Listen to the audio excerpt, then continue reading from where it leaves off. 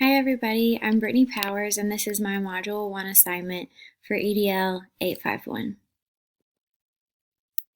Alright, here's a little bit about my professional life. I work in a city called Overland Park, Kansas, which is about 20 minutes from Kansas City. In that city, I work for the Blue Valley School District at an elementary school called Wolf Springs Elementary. I teach first grade there, and this is my second year teaching. So this picture is of me in my first class ever, which I taught last year. This is a photo of myself and my husband Bob. We met here in Kansas City and we've been married for 6 years. This is my dog Archie. You can tell he's important to me. He's taking up half of the screen. Recently, some things I'm into in my spare time are reading. I'm trying out painting with oil paint. Not very good yet, but it's a stress reliever. Another stress reliever that's been helping me out through this year is Gilmore Girls. Next, we'll transition to a synthesis of this week's sources. All right, let's look at the supervisor, teacher, and student relationship. They're all connected. First, student achievement is obviously a product of a quality and effective teacher, but effective teaching is a product of a good supervisor. This can be provided through ongoing professional development and participating in productive evaluations. Something that makes a productive evaluation is when supervisors have a good criteria to differentiate between unsatisfactory teaching and satisfactory teaching.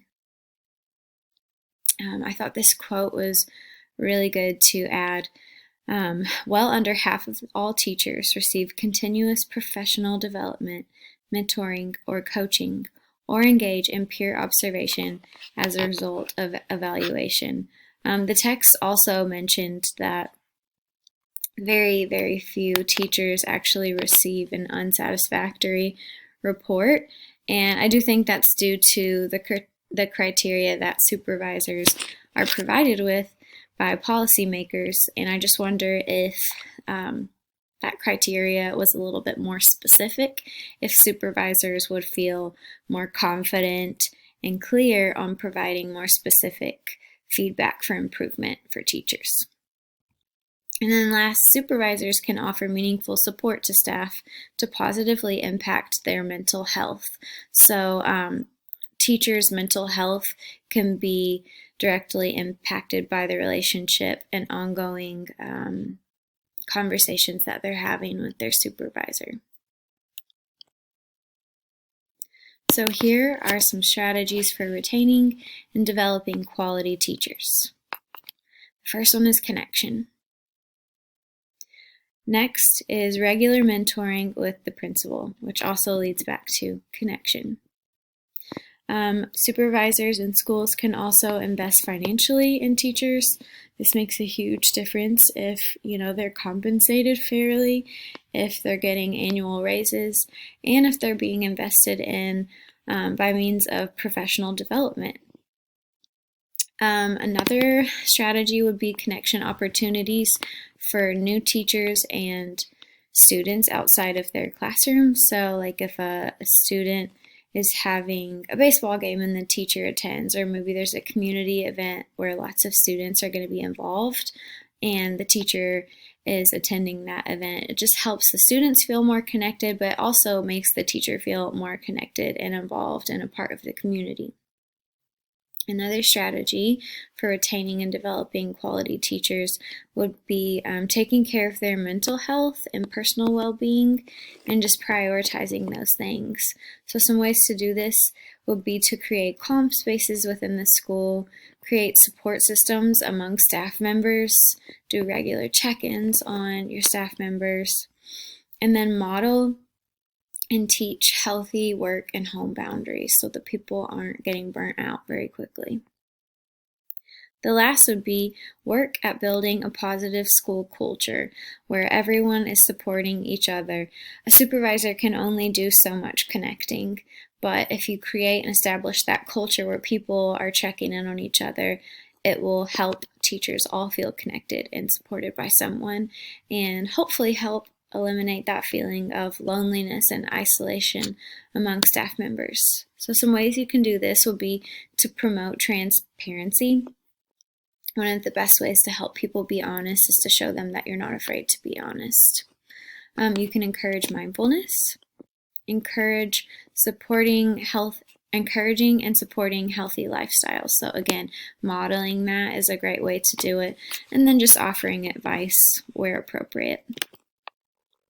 Here are some strategies for developing a collaborative professional culture. So for improvement, you can offer peer tutoring, peer observation, continued education opportunities, provide clear objectives that staff can work towards, and then offer regular mentoring, whether that's with you or another more experienced staff member. A way to help with teacher retention is providing good connections with the principal and teachers, with other colleagues in the school, and teachers and students. And again, financial investment in those teachers. A way to support learning would also be by offering mentoring and coaching programs, supporting and encouraging ongoing professional development, and provision of high-quality resources. The last would be supporting well-being. This can happen through creating positive and supportive cultures, participating in activities outside of school. So, like having a staff happy hour where people just feel connected to each other and they can just hang out without feeling the pressure of discussing curriculum or assessments and data. You can also model that healthy lifestyle. I apologize that some of this is repetitive. Check in on each other regularly, and then model and celebrate honesty. This assignment correlated with the standard for this week by teaching me new strategies to support teacher retention in schools. I learned how to support teacher improvement, learning, and well-being. The most important factor needed, in my opinion, for each of these is connection. A strong mentorship that involves regular check-ins acts to support the well-being of teachers. It also makes them feel more connected to you, and this would help support teacher retention. If conversations are focused on goals and classroom experiences, check-ins can also support teacher improvement and learning if those conversations are really specific and focused.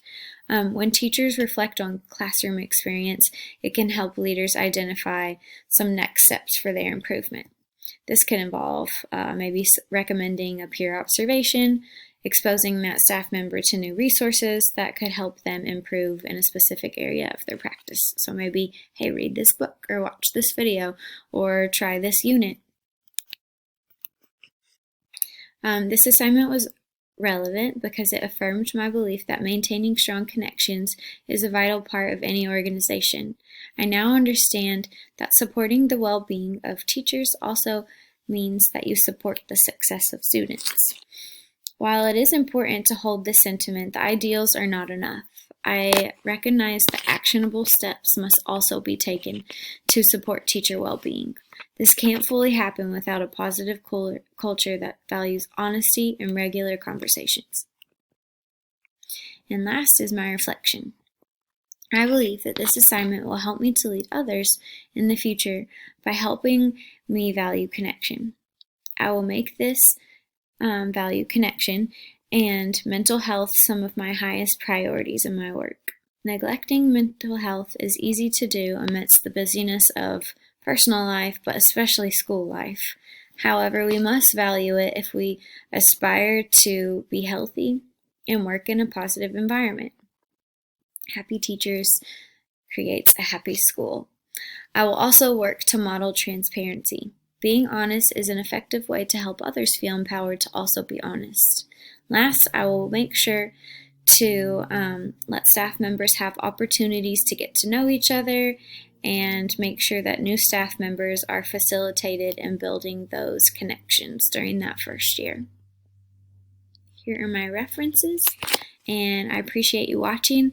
I'm really excited to dig into this course, and I'm excited to have another class with you, Professor Rudd.